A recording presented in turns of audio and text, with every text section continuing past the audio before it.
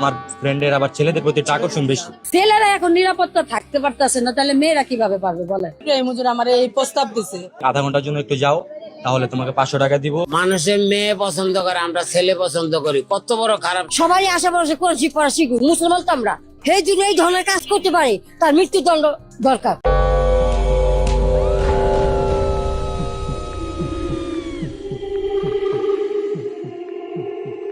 প্রতিদিন আমরা মাদ্রাসায় শিশু ধর্ষণের সংবাদ পাই, এটা এখন ডাল ভাত। মাদ্রাসায় তারা নিরীহ ছেলে শিশু মেয়ে শিশু পায়, নিজের সময় সুযোগ মতো ধর্ষণ করে চলে দিনের পর দিন। কিন্তু এখন আর তারা নিজেদের প্রতিষ্ঠানের শিশুদের ধর্ষণ করেই তৃপ্ত হতে পারছে না। হাত বাড়িয়েছে আপনার আমার ঘরে, ধর্ষণ করতে ছাড়ছে না 5 মাসের গর্ভবতী নারীকেও। তুলে নিয়ে বাগানে ধর্ষণ করছে পথে চলাচল করা শিশুদের। মাদ্রাসার হাফেজ ধর্ষণ করছে তারই জন্য দিনের পর দিন খাবার তৈরি করে দেয়া বাক প্রতিবন্ধী নারীকে। জিন তাড়ানোর নামে ধর্ষণের অভয়াশ্রম খুলে বসেছে কেউ কেউ। এর বাইরে এক ধরনের পুরুষ পতিতালয় খুলে বসেছে এক মাদ্রাসার শিক্ষক। আজ সেই ভয়ঙ্কর ধর্ষক বাহিনী কি করে আপনার আমার ঘরের নারী ও শিশুদের দিকে হাত বাড়িয়েছে, সেই বিভৎস চিত্রই তুলে ধরব আপনাদের সামনে। 25 মে রাত থেকেই আমার কাছে একটি ভিডিও সংবাদ আসতে থাকে বিভিন্ন জনের কাছ থেকে। আমার আরো কয়েকদিন বলছে যে আপা আপনার ছেলেটারে আমার বাসা যাইতে বলে, ওর সাথে আমার জরুরি কিছু কথা আছে। তখন আমার ছেলেরা আমি বলছিলাম, তখন আমার ছেলে বললো যে মা আমি তো ডিউটি করে আসছি, আমি এখন যেতে পারবো না, সময় পেলে একসময় যাবো। মানে কি করবো আপনার সাথে যে আপনি 500-1000 টাকা দিবেন? ওরা বলতেছে তেমন কিছু করা লাগবে না, শুধু জাস্ট আমার ফ্রেন্ডের সাথে মজা করবো, একটু মস্তি করবো আর কি, এরকম কিছু একটা বলতেছে। তো তখন আমি বলতেছি যে আপনার ফ্রেন্ড এটা কি ছেলে নাকি মেয়ে? পরে উনি বলতেছে যে আমার ফ্রেন্ড ছেলে। অন্যান্য ছেলেদের তো মেয়েদের প্রতি আকর্ষণ থাকে, আমার ফ্রেন্ডের আবার ছেলেদের প্রতি একটা আকর্ষণ বেশি। ভিডিওর শুরুতেই ভুক্তভোগীকে বলতে শোনা যায়, হুজুরের বন্ধুরা মেয়েদের পছন্দ করে না, তারা ছেলে পছন্দ করে। এক খেটে খাওয়া কিশোরকে তার সাবেক ধর্মীয় শিক্ষক বারবার ফোন করে তার বাড়িতে যেতে বলছে। কিশোর ব্যস্ত বলে যেতে পারছে না। এরপর কিশোরকে যেতে অনুরোধ করতে থাকলো সেই মাদ্রাসার শিক্ষক, কিন্তু সময়ের অভাবে তারপরও কিশোর যেতে পারছে না।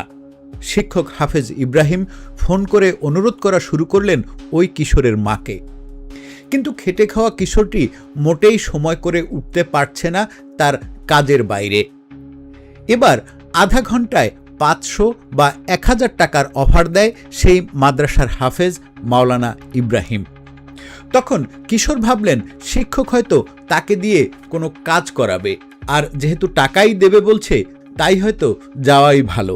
শত হলেও হাফেজ ইব্রাহিম তার সাবেক ধর্মীয় শিক্ষক। কিন্তু কি কাজ করতে হবে আপনি শুনলে অবাক হবেন।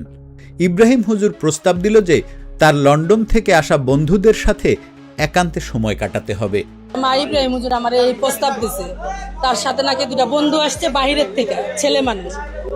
বন্ধুরা ছেলে মানুষ পছন্দ করেন, কোনো মেয়ে পছন্দ করেন না। আর তার জন্য তাকে আধা ঘন্টা সময়ের জন্য দেওয়া হবে 500 টাকা। এখন তুমি যদি আধা ঘন্টার জন্য একটু যাও, তাহলে তোমাকে 500 টাকা দিব, 2 দিনে তুমি 1000 টাকা ইনকাম করতে পারবে। এরকম একটা লোভ দেখাইছে। তারপর উনি কি বলছে যে যদি কখনো তোমার যাওয়ার ইচ্ছা থাকে তাহলে আমার সাথে যোগাযোগ করে, আমাকে ওনারা পার্সোনাল কার্ডও দিয়ে গেছে। কিন্তু কিশোরটি এবার বুঝতে পারে ডাল মে কুচ কালা হে। সে ভয় পেয়ে যায় যখন দেখে তাকে বেঁধে ধর্ষণ করার জন্য বিছানার উপরে রাখা আছে বেল্ট, ডিশের কেবল, গামছা ও আরো অনেক জিনিস। ঘরের ভিতরে বিছানার ভিতরে তার বেল, রশি, তারপরে ডিশের লাইনের তার, এগুলো ছিল। আমি জোর জবরদস্তি করে সুইটা বাইরে আয়া পড়ছি। কিন্তু এই পর্যন্ত যে মিথ্যা না সত্য সে তো নিচেও এসে একবার প্রমাণ করলো না যে আপা এই জিনিসটা মিথ্যা নাহলে সত্য। সে তো গড়তালা মাইরা বসে রয়েছে। কোনোভাবে পালিয়ে আসে কিশোরটি, বাইরে গিয়ে চিৎকার করে সবাইকে জানায়। ঠিক তখন বের হয়ে আসে থলের বিড়াল। এলাকার অন্যান্য কিশোরেরা বলতে শুরু করে যে এই মাদ্রাসার হুজুর হাফেজ ইব্রাহিম এলাকার আরো অনেক কিশোরকেই ফোন করে এমন প্রস্তাব দিয়েছে। আমাকে উনি ঈদের আগে বলেছে যে সিলেট যাবে, তো তখন আমি সিলেটে ছিলাম। তারপর আমি কল দেই, উনি আমাকে বলে যে তুমি একটু সিলেট আমার সাথে থাকতে পারবা এক রাত। আমি বলছি যে কেন? ও বলতেছে যে এমনি একটু দরকার ছিল, তখন আমার ভিতরে এরকম কোনো সন্দেহ জাগছে বিদায় আমি কিন্তু তখন আর যাইনি। এলাকার মানুষের মুখে জানা গেল ওই এলাকায় একটি মাদ্রাসার প্রতিষ্ঠাতা হাফেজ ইব্রাহিম হুজুরের 10-12টি বউ রয়েছে, বিভিন্ন জায়গায় রয়েছে 20 থেকে 22টি অ্যাপার্টমেন্ট। একজন লন্ডন থাকে, ওই ইব্রাহিম হুজুরের বন্ধু, এর আগে নাকি অনেকবার টাকা দিয়ে এইগুলা কাজ কাম করানোগুলো হয়েছে আর কি। লন্ডন থেকে আসার পরে ছুটিতে আসলে নাকি এই কাজগুলো করে। না না, উনি তো ভিখারিই ছিল, এখন তো কুটিপতি। 27টা না কয়টা ফ্ল্যাটের মালিক, 10-12টা বিয়া করছে বেটায়, জায়গা জায়গায় বিয়া করে। আর এই যে এতিমখানা একটা আছে, এতিমখানা দেখা দেখা মনে করেন যে মানুষের থেকে টাকা নেয়। একটি মাদ্রাসার শিক্ষক এত সবের মালিক হলো কি করে? এলাকার মানুষদের ধারণা সে এতিমখানার নাম করে বিভিন্ন জায়গা থেকে টাকা পয়সা নেয়। আমরা জানি সব মাদ্রাসায় এমনটা না হলেও বেশিরভাগ মাদ্রাসায় এই এতিম ব্যবসাটা হয়। কিন্তু তাই বলে একটি মাদ্রাসার আয় দিয়ে কেউ এত কিছু করতে পারে কি? নাকি এর আড়ালে রয়েছে অন্য কিছু? আমার ধারণা রয়েছে একটি এক্সক্লুসিভ পুরুষ পতিতাবৃত্তের গল্প। তার কেবল লন্ডন থেকে আসা ফ্রেন্ড রয়েছে এমনই নয়, তার দেশ বিদেশের অনেক খদ্দেরই রয়েছে, যাদের অনেকেরই সামর্থ্য রয়েছে অনেক বেশি পরিমাণ টাকা খরচ করার। আমরা যদি ইব্রাহিম হুজুরের এই লন্ডনের ফ্রেন্ডের কথাই ধরি, তাহলে এই কাজের পেছনে এই লন্ডনী বন্ধুর 100 পাউন্ড খরচ করা তেমন কোনো বিষয় নয়। কিন্তু বাংলাদেশি টাকায় 100 পাউন্ড মানে 16,000 টাকার উপরে। আর কোনো কিশোরকে এই কাজে রাজি করাতে হাফেজ ইব্রাহিম হুজুর সম্ভবত 500 বা 1000 টাকা খরচ করত। বা ধরেন যদি 5000 টাকাও খরচ হতো, তাও খদ্দের প্রতি তার 10 থেকে 12,000 টাকা লাভ থাকতো। আপনারা নিউজে দেখতে পেয়েছেন কেবল সেই সব কিশোরদের যারা হুজুরের প্রস্তাবে রাজি হয়নি। এই অভাবের বাজারে নিশ্চয়ই 1000 বা 2000 বা তার বেশি টাকায় রাজি হয়েছে কোনো না কোনো কিশোর। কিন্তু এটাই তার সবচেয়ে বড় আয়ের উৎস নয়। এলাকার প্রবীণরা বলছে সে শিশু পাচারের কাজের সাথে যুক্ত থাকলেও থাকতে পারে। ওই বাড়ি করতে করলো অবৈধ পয়সা ছাড়া বাচ্চা পাচার না করলে, বাচ্চা পাচার করছে দেখি এত টাকা হয়েছে, ওই পাচারই।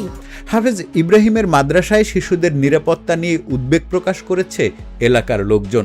আমার ধারণা এই হাফেজ ইব্রাহিম শিশুদেরকে দিয়েই বেশিরভাগ পতিতাবৃত্তিটা করাতো, কারণ শিশুদেরকে জোর করা যায় এবং বেশিরভাগ শিশুদেরকেই ভয় দেখিয়ে মুখ বন্ধ করে রাখা যায়। পুলিশ ভালোভাবে ইনভেস্টিগেট করলে বের হয়ে আসবে যে এই শিশুদের সে কোন কোন কাজে ব্যবহার করত। আমার কেন জানি মনে হয় এই হাফেজ ইব্রাহিম শিশু পর্নোগ্রাফির ব্যবসার সাথে জড়িত থাকলেও থাকতে পারে। এবার আমরা কয়েকটি খবর দেখি। 4 মে ফেনীতে গ্রাফিক্স ডিজাইন শিখতে গিয়ে মাদ্রাসার শিক্ষকের দ্বারা ধর্ষণের শিকার ছাত্র। 6 মে বগুড়ায় জিন তাড়ানোর নামে এক ছাত্রীকে ধর্ষণ করেছে এক হুজুর। 17 মে মাদ্রাসায় রান্না করে এমন এক বোবা মেয়েকে ধর্ষণ করেছে মাদ্রাসার শিক্ষক হাফেজ সাব্বির। 24 মে মসজিদে খাবার দিতে গিয়ে ধর্ষণের শিকার হয়েছে 7 বছরের বুদ্ধি প্রতিবন্ধী এক এতিম শিশু। 23 জুন ঘরে ঢুকে 5 মাসের গর্ভবতী নারীকে ধর্ষণ করেছে মাদ্রাসার শিক্ষক হাফেজ আলিমউদ্দিন। ঠান্ডা মাথায় একবার ভাবেন, একজন 5 মাসের গর্ভবতী মাও রেহাই পায়নি এক মাদ্রাসা শিক্ষকের কাছ থেকে। মসজিদে, মক্তবে, মাদ্রাসায় তারা ছেলে মেয়েকে ধর্ষণ তো করে চলছেই, এবার ঢুকেছে গর্ভবতী মায়েদের শোয়ার ঘরে। শুরু থেকে যদি দেখেন তাহলে এই এক্সক্লুসিভ পুরুষ পতিতালয়ের মালিক হাফেজ ইব্রাহিম থেকে শুরু করে গর্ভবতী নারীর ধর্ষক, এদের শিকার এখন মাদ্রাসার বাইরের মানুষ। খেয়াল করলে দেখবেন তাদের সংস্পর্শে কেউ আসা মাত্রই যেন তারা ঝাঁপিয়ে পড়ে। সে রান্না করার বোবা মেয়েটি হোক বা খাবার দিতে আসা বুদ্ধি প্রতিবন্ধী এতিম শিশুটি হোক অথবা 5 মাসের গর্ভবতী কোনো মা হোক। নারীরা যারা এই ভিডিওটি দেখছেন তারা দিনের পর দিন কার জন্য রান্না করে সবার আগে ভালোটা তুলে রেখেছেন ভেবেছেন একবার? আপনার বাড়িতে জায়গিরদার থাকে, সে যে কোনো সময় আপনার উপরে ঝাঁপিয়ে পড়বে না তার নিশ্চয়তা এখন কি কেউ দিতে পারে? আপনি আপনার যে শিশুর হাতে মসজিদের ইমামের খাবারটা পাঠান, সে যে সুযোগ পেলেই আপনার শিশুটিকে ধর্ষণ করবে না এমন কোনো গ্যারান্টি এখন আর দেওয়া যাচ্ছে না। কোনো ইমাম বা মুয়াজ্জিন কোনো বাড়ির পুকুরে অজু করতে এসে দুপুর বেলা বাড়ি ফাঁকা পেয়ে ওই বাড়ির গৃহবধূ বা বাড়ির কোনো কিশোর কিশোরী কিংবা কোনো বৃদ্ধ বৃদ্ধাকে যে ধর্ষণ করে যায়নি তাকে আপনি জোর দিয়ে বলতে পারেন না। এমন হয়তো অনেক ঘটনাই ঘটেছে, লজ্জায় কেউ মুখ খুলতে পারছে না। আমাদের আর কত হাফেজ দরকার? এদের আর কত মাথায় তুলে নাচবো আমরা? কার পেছনে দাঁড়িয়ে নামাজ পড়ছেন, কার ওয়াজ শুনছেন? আর কবে আপনার বিবেক জাগ্রত হবে? আর কত পুষবেন এদের? আপনারটা আমারটা খেয়ে, আপনার আমার দেয়া জায়গায় থেকে, আপনার আমার ঘরে ঢুকে 5 মাসের অন্তঃসত্ত্বা নারীকে যারা ধর্ষণ করে যায়, তার দায় কি আপনার একটুও নেই? আশা করি এই প্রশ্নের জবাব দিয়ে যাবেন। আজকের মতো শেষ করছি, দেখা হবে পরবর্তী কোনো ভিডিওতে। ততক্ষণ নিজে ভালো থাকুন, অন্যকে ভালো রাখুন।